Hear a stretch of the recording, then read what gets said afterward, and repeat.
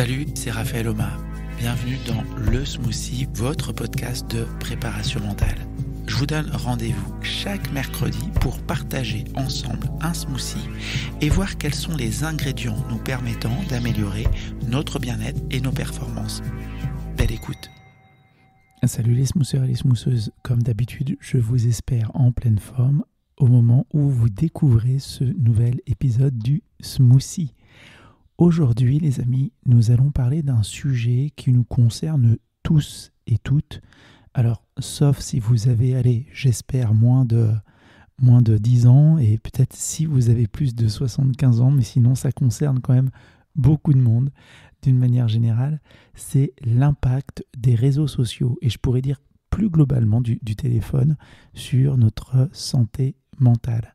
Alors que l'on soit dans un cadre professionnel, personnel, que l'on soit des adolescents, des parents, on est très souvent concerné par le temps que nous passons sur nos téléphones portables, sur nos smartphones et l'effet que cela peut avoir sur nous.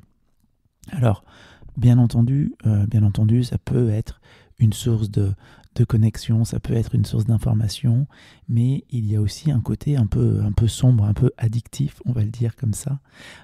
On sait que le fait de passer trop de temps sur les réseaux sociaux peut augmenter à la fois notre fatigue mentale, peut augmenter des facteurs de dépression. J'avais vu qu'une étude montrait que en réduisant à seulement 30 minutes par jour maximum le temps sur les réseaux sociaux, on pouvait réduire de manière significative des niveaux d'anxiété, de solitude. Alors, de mon côté, à titre personnel, je constate bien souvent aussi, comme tout le monde, ou comme beaucoup de personnes en tout cas, que je passe trop de temps sur mon téléphone. Et ce qui me dérange le plus, à la limite là-dedans, c'est qu'une fois sur deux, quand je passe du temps sur les réseaux, à la base, j'y étais allé pour faire quelque chose de précis, en lien bien souvent avec le travail. Et finalement, on se fait un peu détourner, on se fait un petit peu voler du temps. Et il est d'ailleurs très dur, je trouve, d'être lucide sur le temps que nous passons sur nos téléphones. Aujourd'hui, j'ai 2 adolescents à la maison. En tout cas, nos 2 enfants aînés sont des ados. Et je constate qu'ils peuvent très souvent devenir, entre guillemets, accros au téléphone. Je crois que comme beaucoup de parents, on a essayé de mettre des barrières. Enfin, on n'a pas que essayé, on a mis certaines barrières avec des horaires en semaine, des horaires le week-end, un volume d'heures que l'on peut consommer, entre guillemets, dans la journée. Et finalement, très souvent, les enfants en demandent plus. Il nous est arrivé une fois, d'ailleurs, qu'on nous dise « Bon, là, je constate que je passe trop de temps sur cette application. Est-ce que vous pouvez me réduire le temps ?» Et j'ai trouvé ça génial quand notre fille nous a fait cette demande. Autre petit point perso aussi que je vous partage, je ne vais pas rester que dans du perso, mais on fait l'effort aussi quand on est en vacances ensemble une semaine, d'avoir, alors quand c'est possible, on arrive parfois à négocier 2 jours, mais au moins une journée complète, au moins un 24 heures complet sans téléphone. Et en fait, c'est hyper agréable. Alors ce qui est frustrant, c'est que c'est à la fois hyper agréable, mais que dans le même temps, on a beaucoup de mal à le reproduire. C'est-à-dire que une fois qu'on le fait, une fois qu'on est dedans, on passe plus de temps ensemble, on passe plus de temps à jouer aux cartes, à profiter, etc. Mais mine de rien, c'est très dur de s'extraire du téléphone. Avant de voir ensemble un petit peu des pistes d'action qu'on peut essayer de mettre en place, je voudrais aussi faire un petit focus spécifique pour les sportives et les sportifs. Quand bien même le téléphone crée une fatigue mentale, le fait de passer beaucoup de temps sur les réseaux sociaux peut créer une fatigue mentale, cela impacte bien entendu également les performances physiques. Lorsqu'on est sportif, notamment au niveau des aspects cognitifs, au niveau de la prise d'information, le traitement d'information, la décision, on voit que passer trop de temps sur son téléphone, encore une fois, fatigue les fonctions cognitives et donc nous sommes moins efficients sur le terrain. Enfin les amis, on se rapproche tout doucement de la fin de l'épisode et donc je voudrais aussi, comme bien souvent, vous partager quelques trucs et astuces, quelques idées. Je pense que certaines de ces idées, vous les avez peut-être déjà mises en place ou peut-être testées. Essayons là les amis, il commence à faire beau, en tout cas en Savoie, on commence à se dire qu'on est bientôt au printemps. Et du coup, essayez, alors qu'on vient de passer l'été officiellement, essayez là sur les 7 prochains jours de faire au moins une de ces 5 propositions. La première proposition, c'est tout simplement de limiter le temps d'écran. Et pour nous aider, il existe différentes solutions, différentes applications qui vous permettent de restreindre tout simplement les heures d'ouverture ou les heures d'accès, on va dire, à votre téléphone ou à telle application. Donc n'hésitez pas à installer une de ces applications. Vous pouvez en trouver très facilement et vous dire par exemple après 20 heures, après 20 heures, je ne vais plus sur mon téléphone et je peux y retourner le lendemain à partir de 7h30 par exemple. Vous pouvez donc définir également donc des plages horaires.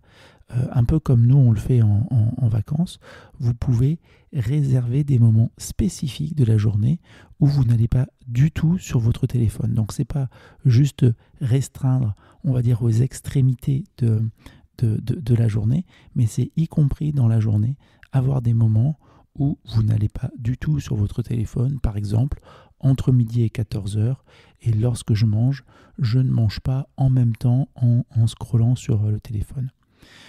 Vous pourriez aussi décider de créer dans votre lieu d'habitation quelques zones, une pièce par exemple, un espace dans lequel le téléphone n'a pas sa place.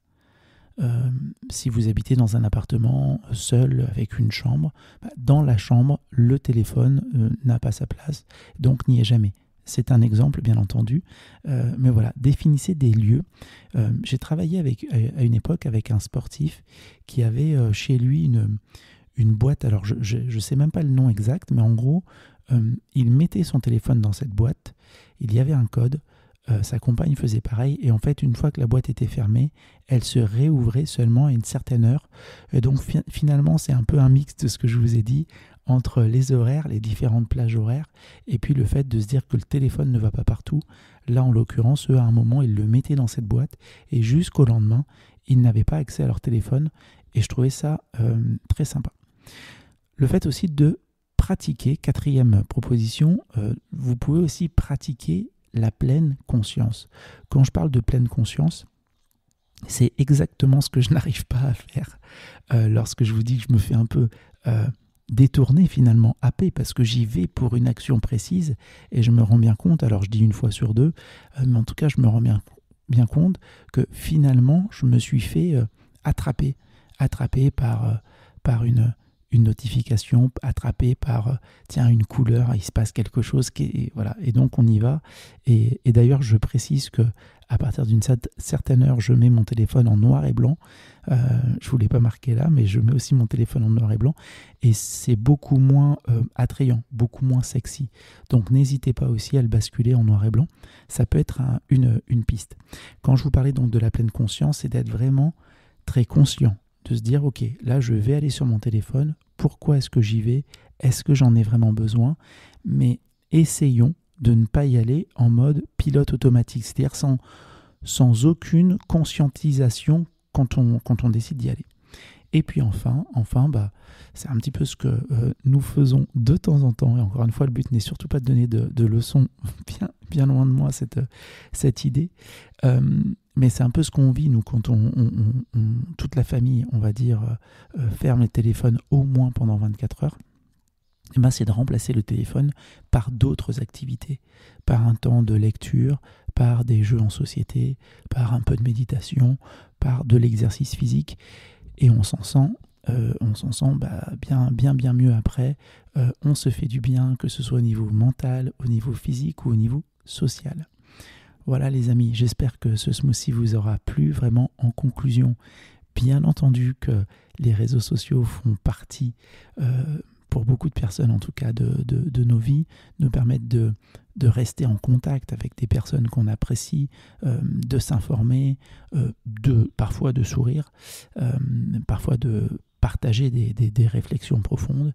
Et dans le même temps, il est crucial de trouver un équilibre pour préserver notre santé mentale. Donc prenez du temps pour vous déconnecter, pour sortir un petit peu de derrière les écrans. Et je vous remercie grandement d'avoir écouté ce podcast.